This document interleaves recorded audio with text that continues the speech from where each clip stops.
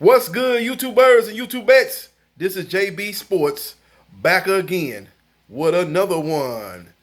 King Ryan Garcia, fresh off a victory over Luke Campbell. Seventh round knockout, ferocious body shot. The fight took place in Airlines Arena in Dallas, Texas. And quickly after that knockout, he turned his attention to a fight with Gervonta Tank Davis. He told everybody that would listen to him, got in front of every camera that he could get in front of, and said that he would knock out Gervonta in 2 rounds.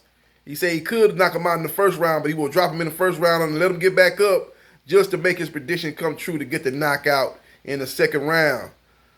King Ryan Garcia has been talking big boy talk. You know, his mouth is writing a check that his ass going to have to cash once he does step in the ring with Gervonta Tank Davis. As he says, the guy's definitely getting knocked out cold in the second round, getting put to sleep without the NyQuil. Now, we've been down this road before. You know, he quickly got derailed when he received a phone call, according to him, from a representative of Manny Pacquiao about a potential matchup with the Pac-Man.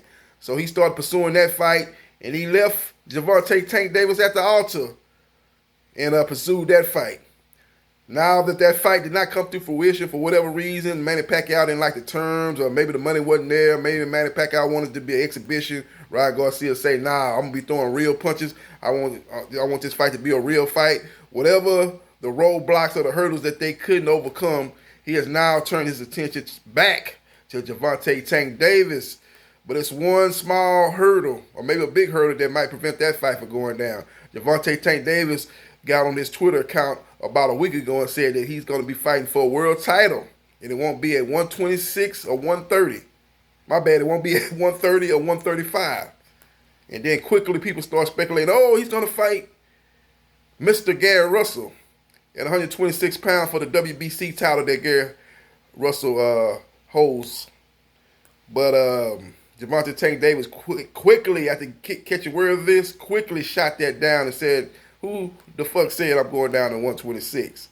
And I did a video right after he announced that he was going to be fighting a world champion. It wouldn't be at 130, 135. I put two and two together, and I said his next fight would be against Mario Barrios, the regular WBA junior welterweight champion, who fought on the undercard of Gervonta Davis' last fight versus Leo Santa Cruz that took place in San Antonio, Texas, in the Alamo Dome. So I put two and two together, and I think that's the road that they were traveling down to try to make that fight happen for June and put that fight on Showtime pay-per-view.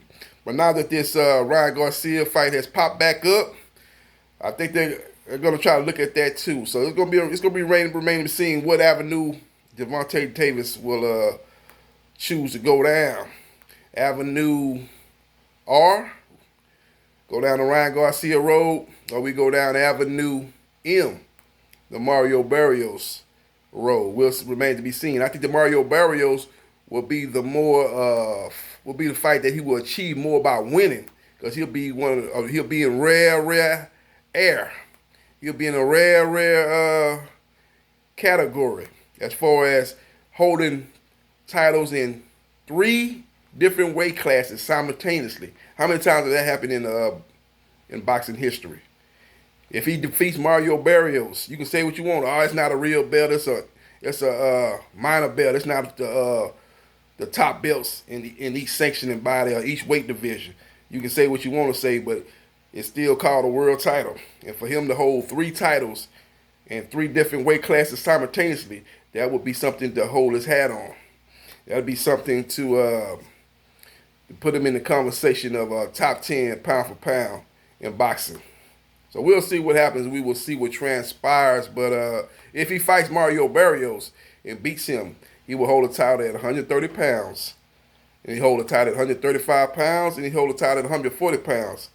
Even his protege, Floyd Mayweather Jr., has never done that in his Hall of Fame boxing career. He held a title simultaneously in 2 weight classes. I think he held the title at 154 pounds when he defeated Miguel Cotto.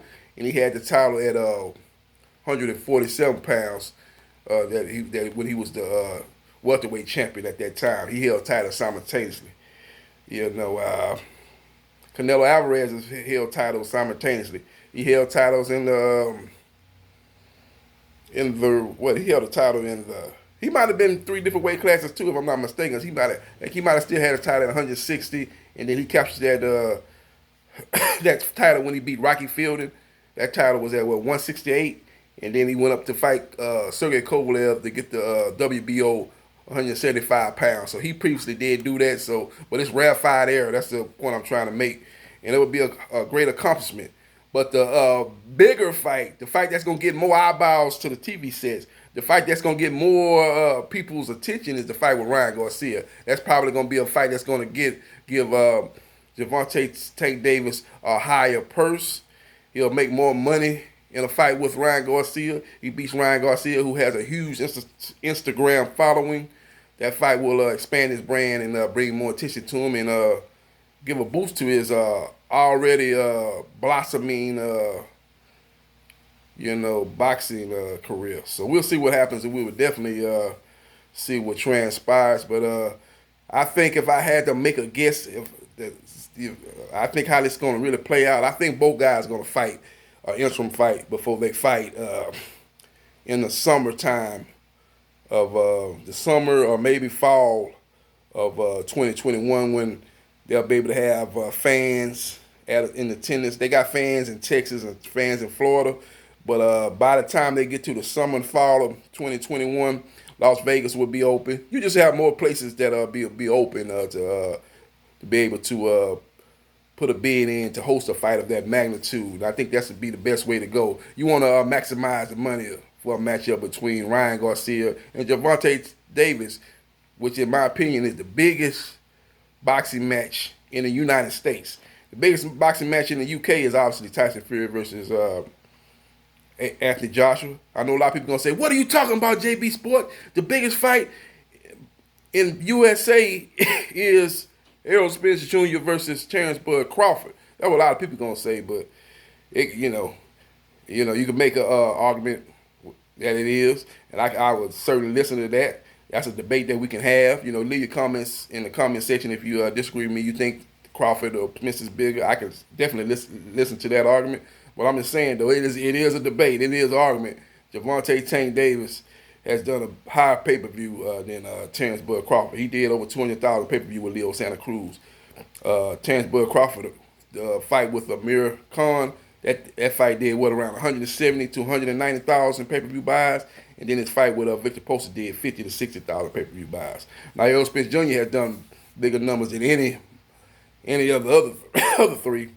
Terrence Crawford or Gervonta Tank Davis and Leo Santa Cruz. He did 360,000 pay-per-view buys with Mikey Garcia. So you could definitely see with him and Terrence Bud Crawford, it could be the bigger fight. But it's definitely a debate. I just think with the Instagram following of Ryan Garcia and the huge social media following of Gervonta Tank Davis, and you put those two guys together, I think it does, at least, in my opinion, I think it does around 400,000 pay-per-view buys, which is more than what Errol Spence Jr. did with Mikey Garcia, who had a huge Latino following. Now you put him with Terrence Bud Crawford, who has had 2 failed pay-per-views. Remains to be seen. Does that fight do 400,000? I think it does, similar to what Gervonta Tank Davis and Ryan Garcia does. I think it might do around 375 to 390. 1,000 pay-per-view buys, falling a little bit short of Ryan Garcia versus Gervonta Davis. It'll be very close. Some people say, nah, JB Sports, I think Bud and Spence, they do at least 500,000 pay-per-views. And, we'll have to see. We'll just have to see once those fights made and then the pay-per-view numbers come in. If those fights ever get made, which I highly doubt, especially when it comes down to Spence and Crawford, and it remains to be seen if Davis and Garcia come to fruition. But we'll see what happens. We will see what transpires. But again, Ryan Garcia has said today on ES News that him and his lawyer are in preliminary negotiations with Al Heyman for a potential matchup with Gervonta Tank Davis. We'll see if the second time is the charm and the fight goes off, or will Gervonta Tank Davis going to the direction that he was heading into once Ryan Garcia turned his attention to Manny Pacquiao, and that's a fight with WBA junior welterweight champion Mario Barrios.